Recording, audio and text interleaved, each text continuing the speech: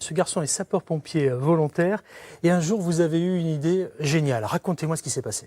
Effectivement, lors d'une journée de formation, parce que je suis formateur donc secours à personne, il y a un agent qui m'a fait part effectivement d'avoir un outil pour travailler à la caserne de façon plus autonome. Donc en fait, j'ai pensé à un jeu de société que j'ai élaboré initialement sur un fond de tiroir. Bout de contreplaqué. Exactement, un fichier Excel pour faire un cheminement, quelques petites cartes. J'ai fait tester ça et en fait, ça a beaucoup plu. Et en fait, dans la foulée, il y en a plusieurs qui m'ont dit « mais c'est super, tu devrais faire ça à plus grande échelle » pour justement que d'autres casernes un peu partout en France puissent en bénéficier. Et donc voilà, je me suis lancé dans ce projet-là. Et une fois que le projet a été abouti, que j'en ai parlé un petit peu à droite à gauche, et notamment sur Internet, il y en a d'autres qui m'ont dit « mais en fait, c'est très bien, sauf que c'est orienté spécialement aux sapeurs-pompiers, sur des connaissances, des techniques, du matériel spécifique. » On m'a dit « mais nous, on voudrait pouvoir jouer en famille. » Et donc là, j'ai dit, ok, donc je me suis penché sur la question et j'ai adapté en fait la version pour au final faire une version tout public. Et voilà ce qui est arrivé, ça s'appelle Ça décale.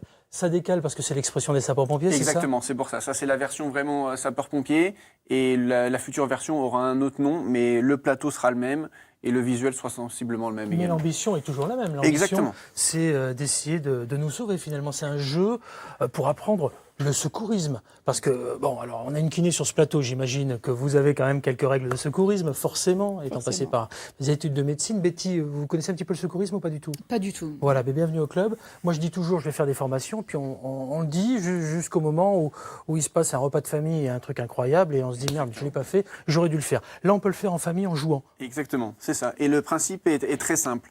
Au début, chaque joueur en fait va piocher une carte, donc que j'ai nommée alerte. Et derrière, en fait, il y a plusieurs situations où moi je me suis mis en. Faites voir. Alors oui. Que je montre à JC, voilà. Voilà, Hop. où je me suis mis en situation avec du maquillage ou des situations annexes. C'est vous ça ? Oui, c'est moi. D'accord. Ok. Et en fait, ça permet que le joueur, déjà, dès le départ, sache réaliser un premier message d'alerte. Appeler les pompiers et derrière, que dire dans son message. Parce que sans ce message-là, aucune équipe de secours va pouvoir venir sur les lieux. Donc voilà, ça c'est la première des choses. Et ensuite, au cours du parcours, donc c'est un parcours de 112 cases. Pourquoi 112 ? Parce que c'est le numéro européen. Ah ben oui, bien sûr, et le donc 112 sur le téléphone portable. Exactement. Évidemment. Et donc c'est le rappel.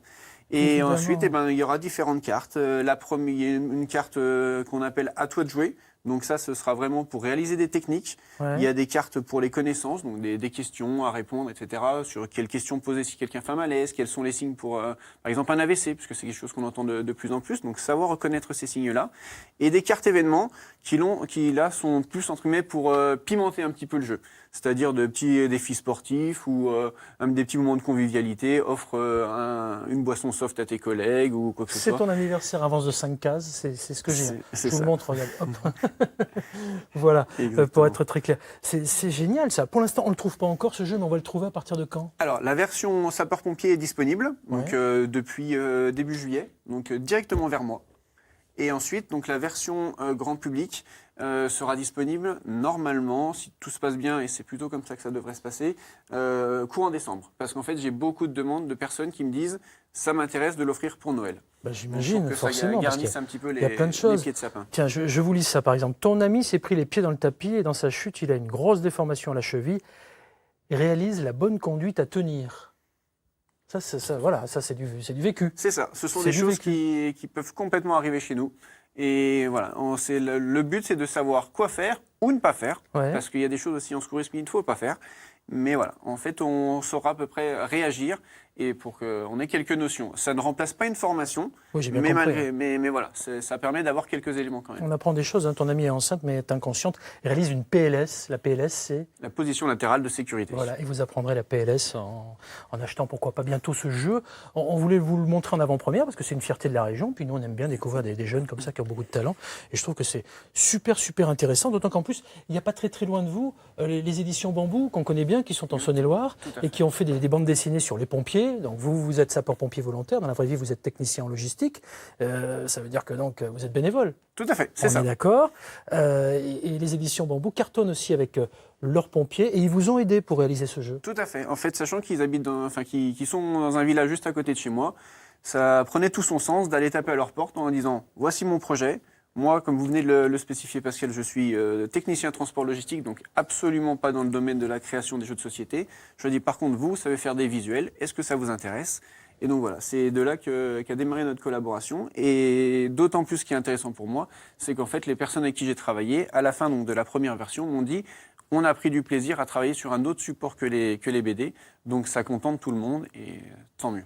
Eh ben moi, j'ai envie de vous serrer la main. Gaëtan Dutel, Merci. retenez, ce garçon est sympa, c'est une vraie découverte. Moi, je trouve ça génial. J'espère que sur la France entière, et pourquoi pas dans le monde, après tout, parce que ça peut se décliner, on pourra se servir de ce jeu pour peut-être sauver des vies. Moi, je dis bravo.